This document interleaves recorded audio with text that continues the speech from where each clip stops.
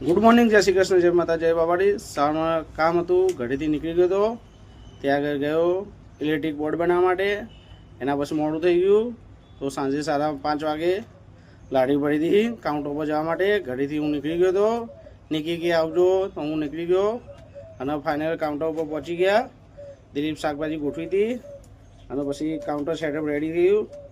સરોજ counter ઉપર હતી, મારે જવાનું હતું પ્રોગ્રામમાં. હું સરોજને બાઈક કરીને નીકળી ગયો.